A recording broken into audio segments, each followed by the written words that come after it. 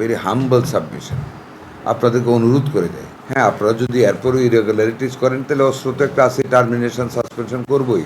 Will be very hard. আমাদের যতদিন নরম থাকার ছিল আমরা নরম থেকেছি, আর কিন্তু নরম থাকার উপায় নেই। যদি এই সরকার ব্যর্থ হয়, মনে রাখবেন বাংলাদেশে কেউ বাস করতে পারবেন না। এর চেয়ে সিনসিয়ার গভর্নমেন্ট, এর চেয়ে সিনসিয়ার প্রধানমন্ত্রী বাংলাদেশের ইতিহাসে আর আসবে না, ছিলও না।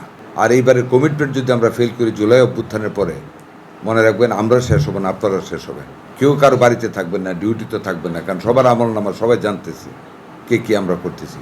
আমি খুব ভদ্রোচিত ভাষায় বলে গেলাম, অত্যন্ত আবেগ অনুরোধ নিয়ে আপনাদেরকে বলে গেলাম, মুক্তিযুদ্ধের ইতিহাস বলে গেলাম, কত মানুষের সেবা করেছি, কত রক্তাক্ত লাশ কাঁধে করে নিয়েছি, কত দর্শিত মেয়েকে রক্ষা করেছি বা মেরেও ফেলেছি পাকিস্তানিদের হাত থেকে বাঁচানোর জন্য। দেশটার স্বার্থে তৈরি দেশটাকে আপনারা ধ্বংস করবেন না।